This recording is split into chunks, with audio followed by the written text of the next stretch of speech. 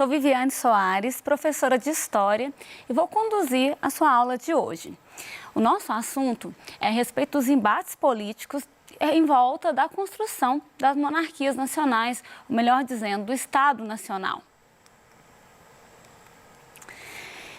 Espera-se que ao final dessa aula você consiga compreender o contexto histórico e o processo que provocou o fim do sistema colonial no Brasil e que desencadeou a nossa independência. Para você entender o que provocou o fim do sistema colonial, é necessário saber o que estava acontecendo na Europa nesse período. Então, pensar que a partir do século XVIII, a gente vivenciava aí uma transformação no capitalismo que passou aí de comercial para industrial. A gente tem as chamadas revoluções liberais, que nós vamos ter aí a Revolução Industrial, a Revolução Americana, a Revolução Francesa. E essas revoluções, elas vão colocar em xeque o antigo regime e todo o sistema que até então estava vigente, toda a organização da sociedade e da política também, se tratando, né, deste contexto. E isso vai ter uma referência muito grande nas colônias no Brasil e nos seus processos de independência. O desenvolvimento do movimento filosófico intelectual, denominado Iluminismo, foi muito importante nesse processo de transformação da sociedade e os avanços desse período são, até hoje, muito importantes para todos nós. Então, se a gente pensar que estamos falando de um período em que há um grande desenvolvimento do conhecimento e que as fronteiras aí da imaginação, da superstição, elas são todas rompidas, né? Nós vamos ter aí um grande número de inovações que vão contribuir em grande medida para a nossa vivência, nosso desenvolvimento aí no contexto atual. Então, um exemplo disso, a gente tem aí a construção do microscópio. Nesse período em que a gente está tratando dessas revoluções, dessa mudança no modo de pensar, essa busca aí do conhecimento científico, do desenvolvimento aí por meio da pesquisa e da experiência, elas permitem o desenvolvimento de um instrumento que hoje é utilizado em grande escala, principalmente se a gente tratar o nosso contexto aí de combate à pandemia do coronavírus, a gente vê qual é a importância de um instrumento como o microscópio, que foi criado lá em 1635, dentro desse cenário aí de busca de desenvolvimento tecnológico, né, de novas pesquisas. Bom, mas antes de tratar dessa transformação, vamos pensar aqui, o que foi o antigo regime? Do que a gente está falando quando falamos desse conceito, antigo regime? Então, olha, a partir do século XVI, a gente tem uma série de transformações na Europa. Essas transformações, elas permitiram o crescimento aí de algumas atividades, né, de atividades comerciais, crescimento da ciência e algumas mudanças, elas vão chegar até as monarquias que vão se fortalecer. Então, a gente tem aí a formação das monarquias nacionais. E essas monarquias nacionais e toda a estrutura que está em volta dela, que vai configurar o que a gente chama de antigo regime. Então, a gente tem aí uma centralização do poder do rei, a gente tem a questão aí das escalas aí das classes sociais, vamos dizer aí, né, da hierarquia social desse contexto que é muito forte. A gente tem uma presença da religiosidade que também é muito forte neste contexto. Então, o processo de centralização política nas mãos do rei foi o símbolo da formação dos estados modernos na Europa. E os exemplos mais clássicos que a gente tem é Espanha, Portugal e França. Então, essas mudanças elas foram se tornando mais claras aí, né, à medida em que a gente tem um desenvolvimento do que a gente chama de mundo moderno. Entre os principais aspectos que caracterizam essas monarquias nacionais, nós temos aqui, primeiramente, a criação de uma burocracia administrativa, que é a existência de um corpo de funcionários que vão auxiliar aí nesse processo de administração desses reinos, com funções aí ligadas à administração pública.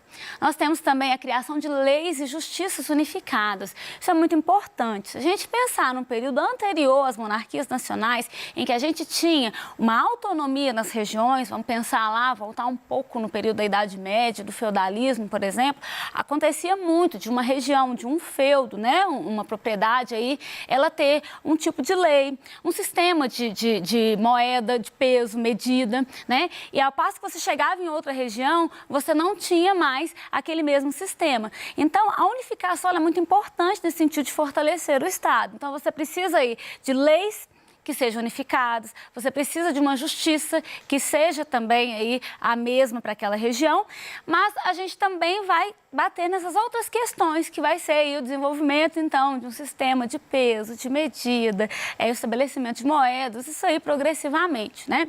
Nós temos também a questão de um sistema burocrático, né? Que é você ter aí todos os tributos, todas as tarifas dessa organização aí, você precisa que o Estado seja mantido. Então, para que ele seja mantido, você precisa da arrecadação, né? Você precisa de todo um aparato aí que vai atuar nessa questão, tanto de arrecadar, de desenvolver esse trabalho, de documentos, né? De fazer com que funcione esse Estado. E, por último, a gente tem a questão da força militar. Por quê, gente? O rei está fortalecendo, ele está nesse processo de construção dessa monarquia aí centralizada, mas ele precisa fazer com que essas novas leis, essas novas regras, esses impostos, eles sejam cumpridos. Então, a presença de um exército ela é muito importante para manter a ordem e conseguir garantir que as determinações desse rei, elas sejam aí, né, por todos os súditos, por toda a região, elas sejam seguidas, vamos dizer assim. Então, o desenvolvimento da navegação marítima ele também é muito importante nesse contexto. Por quê? Porque ele marca a busca de expansão territorial por parte dessas monarquias. A gente vai ver mais à frente quais as políticas que esses estados que estão surgindo aí, essas monarquias que estão se fortalecendo, elas vão adotar no sentido de crescer, de desenvolver a economia. E as navegações, ela é um dos caminhos, porque a busca por novos territórios, por locais onde buscar produtos para comercializar, metais, elas são muito importantes dentro desse contexto. Então, quanto mais forte esse Estado conseguisse ficar, quanto mais sua economia se consolidasse, maior a garantia de que esse rei exerceria seu domínio, né, e conseguiria manter a estabilidade aí do seu governo. Então, a formação do Estado Nacional moderno ela representou uma nova fase nas relações comerciais de alguns países europeus e contribuiu para a centralização do poder político real. Um dos exemplos que a gente utiliza muito é o caso do rei Luís XIV. Esse rei, ele passou a história, né, como símbolo do absolutismo. Então, ele dizia que a lei, o Estado, eles estavam aí representados ou configurados na sua pessoa, em seus desejos.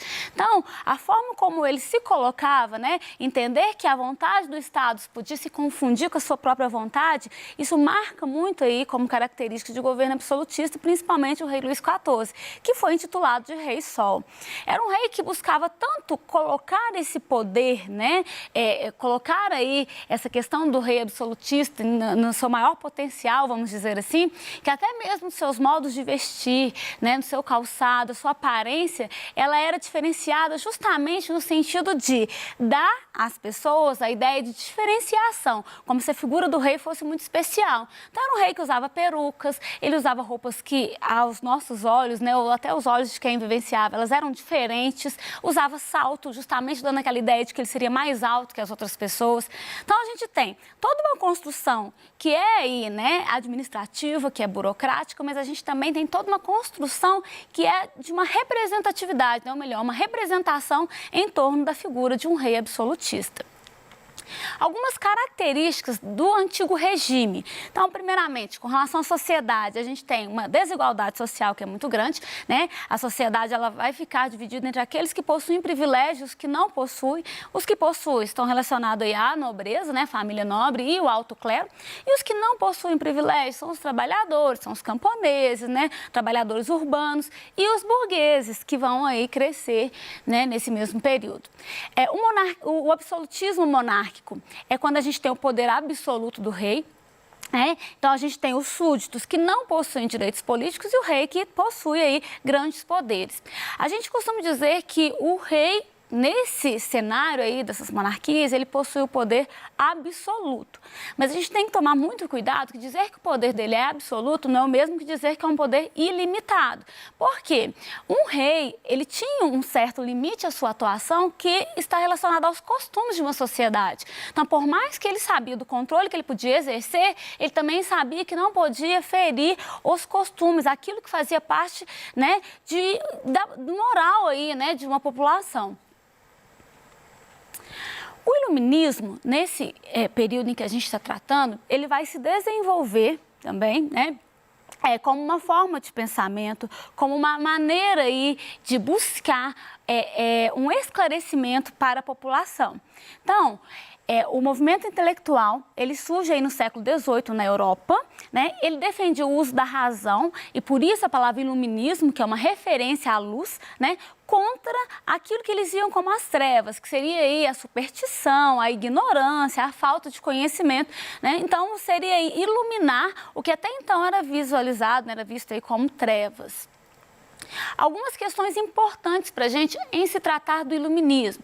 Então, olha, nós estamos falando do período de desenvolvimento das monarquias nacionais, né, do poder absoluto dos reis, mas a gente está falando também do desenvolvimento de uma nova forma de pensar, né, de um movimento intelectual que vai acontecer aí nesse mesmo contexto. Então, esse movimento iluminista, ele envolve a história, envolve filosofia, ideias aí que vêm do século XVII, chegando aí, avançando no século XVIII, né? Ele busca o rompimento com o antigo regime, aquelas características que anteriormente falei aqui, né? Que é aquela desigualdade social, aquele grande poder do rei. Ele vai buscar também romper com a ignorância, a intolerância, o obscurantismo, a superstição.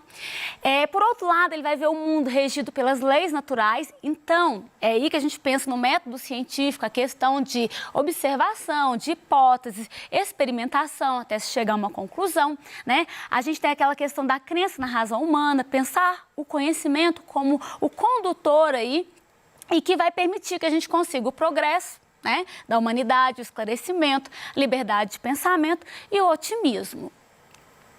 Esse movimento ele vai promover mudanças que vão ser políticas, vão ser econômicas, sociais, né? E essas mudanças vão estar ancoradas aí em alguns ideais, como o ideal de liberdade, o ideal de igualdade, o ideal de fraternidade. A gente tem que pensar que o iluminismo, a gente está tratando aí de um movimento que tem um grande apoio à burguesia, né? Que ele vai ter aí um campo muito fértil. Então, até os conceitos de liberdade, o conceito de igualdade, a gente sabe que eles têm certas limitações. Por exemplo, falar de igualdade. Será que é igualdade para todos?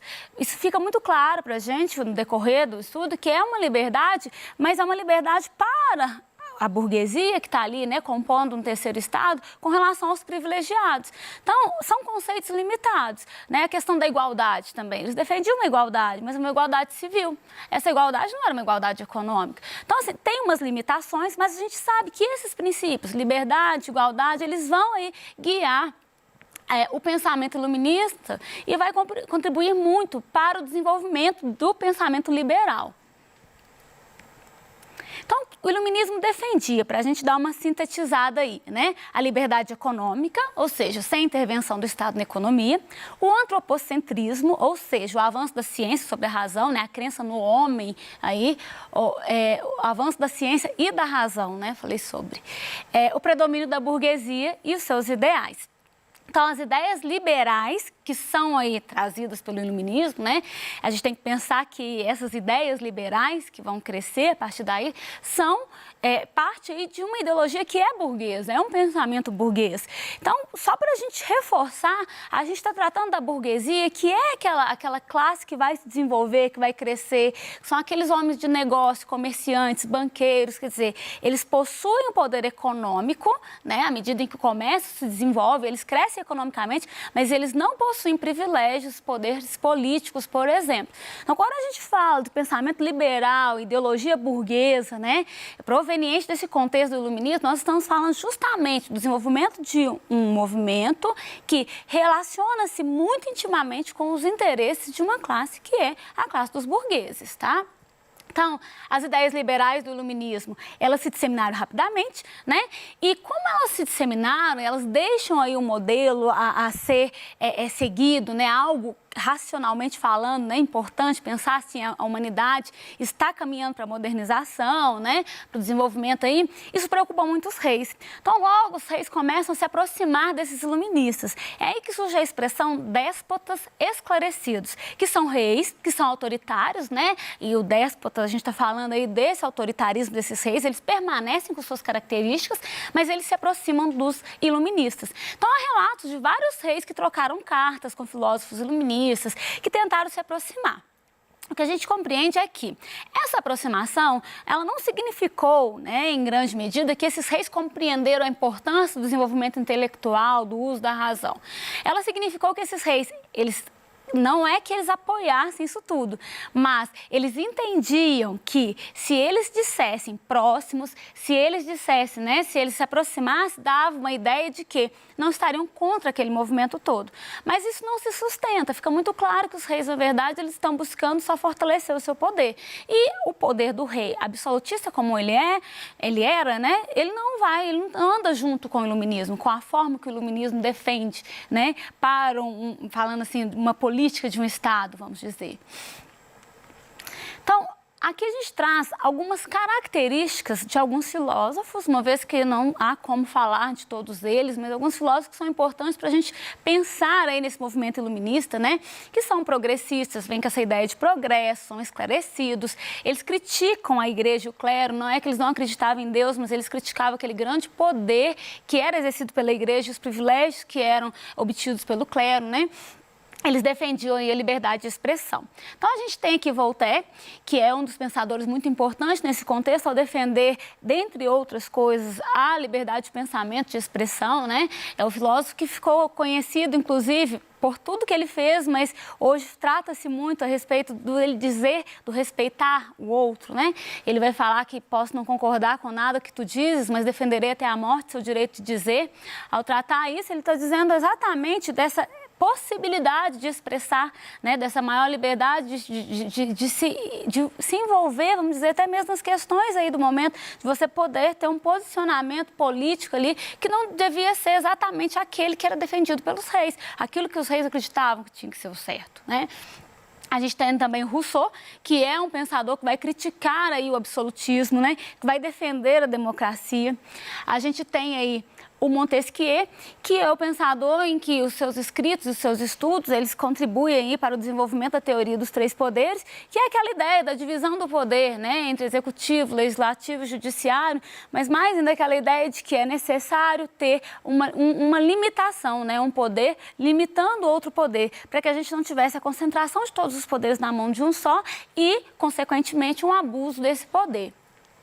Então, só para a gente concluir o que foi dito aqui, né, a respeito do liberalismo, pensando aí o liberalismo se desenvolvendo a partir do iluminismo, né, o pensamento liberal, ele vai ter origem nas revoluções inglesas, vai vir a crítica ao absolutismo, ao mercantilismo, à sociedade de privilégios. O mercantilismo é aquela política econômica do Estado, né, de buscar metais, que eu comentei anteriormente.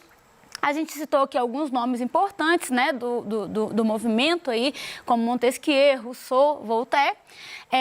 A respeito do liberalismo econômico, né? A gente falou lá, eles defendem a não intervenção do Estado na economia, né? Isso faz parte de todas as ideias que vão compor o liberalismo econômico, mas entender que o mercado ele tem as leis próprias, naturais, e vai se autorregular, então não sendo necessário um governo, né, um rei, como nessas monarquias, que entrasse em todas as situações econômicas. Isso vem bem de encontro com o desejo de liberdade por parte da burguesia, né? Uma liberdade econômica.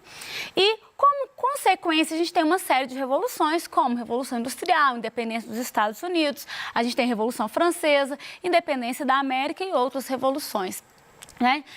Vou deixar um link de um vídeo que vai contar um pouquinho a história do Adam Smith e ajudar a gente a compreender aí esse liberalismo econômico, né?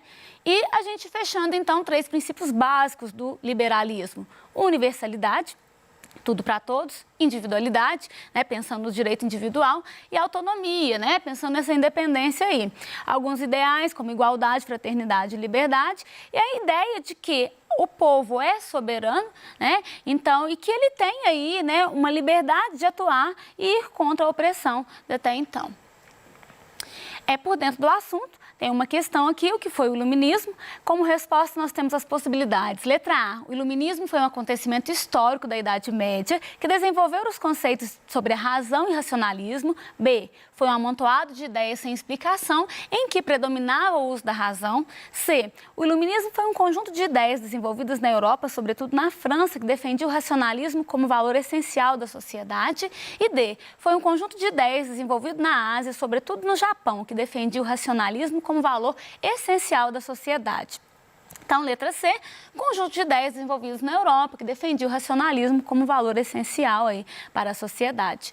Para a gente concluir, tá aí que uma ideia de um mapa conceitual, né, partindo de iluminismo, vocês podem acrescentar uma série de ideias que remetem ao assunto que a gente trouxe até aqui e ajuda a compreender um pouco mais, tá? Então, o mapa conceitual, ele é livre, você pode acrescentar de acordo com aquilo que você vai te ajudar melhor nessa compreensão, certo? Fique ligado. Nossa próxima aula, a gente vai continuar estudando sobre o fim do Antigo Regime e vamos estudar também um pouco sobre a independência das colônias da América. Até lá!